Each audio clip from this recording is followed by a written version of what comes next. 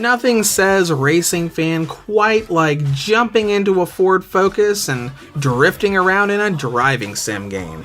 And speaking of driving sims, that's something that the handheld community hasn't really seen that much of, at least since the Gran Turismo PSP game back in 2009. Some smaller developers do try, as the Nintendo Switch community saw last year with Gear Club Unlimited, a port of the Gear Club mobile game with some Switch enhancements.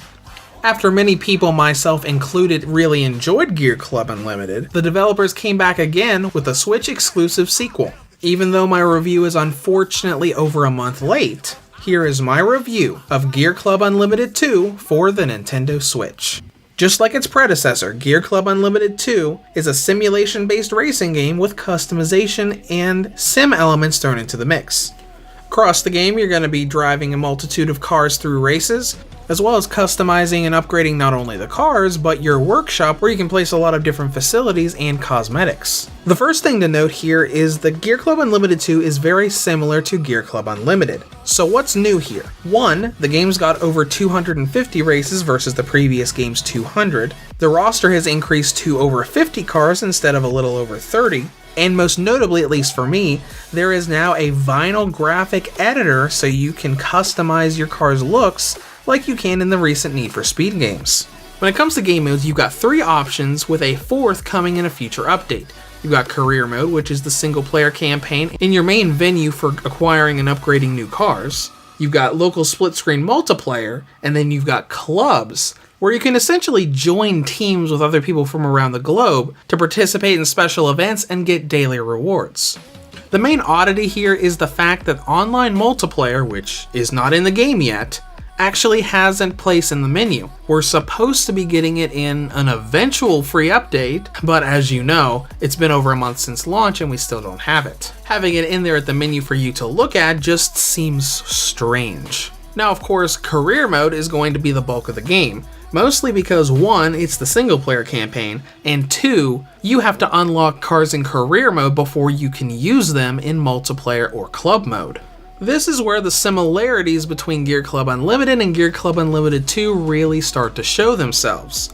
You've got a cursor-based 2D map where you can access all of your events, along with a performance garage, where you can upgrade your cars and customize the garage itself by putting in cosmetics and new facilities. The main difference here is the gold star system is gone. Instead of getting gold stars for races, you have a more typical racing formula where you go through races and try to get placements so you get first place for the overall series. And just like in the first game, all of the races are tied to specific tiers of cars, as are the dealerships. When you finish all of the races and move on to the next tier, you've got to go to that tier's car dealership and buy a car from them because those are the only cars that are able to compete in the next set of races. I think this is pretty interesting because the game kind of makes you experiment around with different cars rather than just your favorite 2 or 3 from the roster. But there is a bit of a road bump in this game when it comes to progressing through all of these races. All of the main story race tiers are built for upgraded cars, not stock part cars. There's even an NPC that will criticize you for this if you buy a car and take it straight to the races. Because of this, going to a new tier goes from just buying a car and racing to buying a car and then grinding in optional races until you have all the money for your upgrades for your new car, and it eventually gets to the point where you run out of optional races and end up repeating optional races for that money. That's not to say the game isn't fun, because when you actually get to the driving, you really see all of the detail that Eden Games put into this game. All of the car specifications are very accurate to their real-world counterparts, and all of the cars feel very different from the others, as they should in a driving sim. Granted, some of the cars' engines do sound a little bit too much like a few of the others, but overall they definitely put a lot of detail into it. In terms of content and length, there is plenty to do here.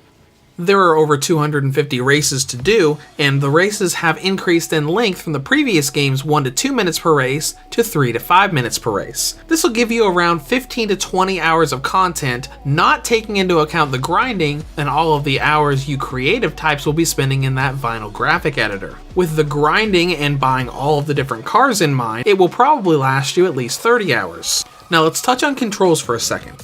Control scheme is fine, but there is a consistent amount of input lag no matter what you do, what controller you're using, or whether you're using button controls or motion controls.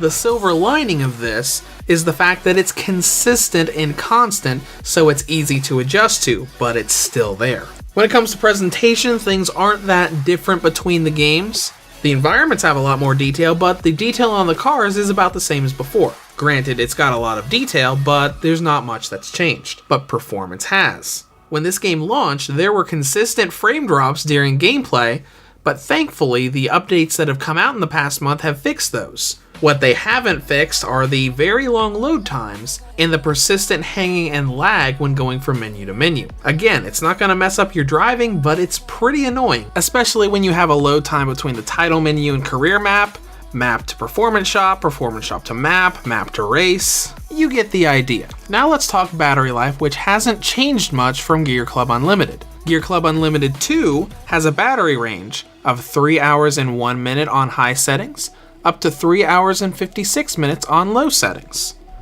Now, in conclusion, Gear Club Unlimited 2 is a pretty decent driving simulator. Granted, it is a lot like the original and definitely has issues with being grindy, having the online mode still missing a month after launch, and all of the little performance issues with the lag and long load times. But if you like driving sims, and especially vinyl graphic editors, it's got a lot for car fans to love. Reviews to Go rates Gear Club Unlimited 2 for the Nintendo Switch a 6.5 out of 10.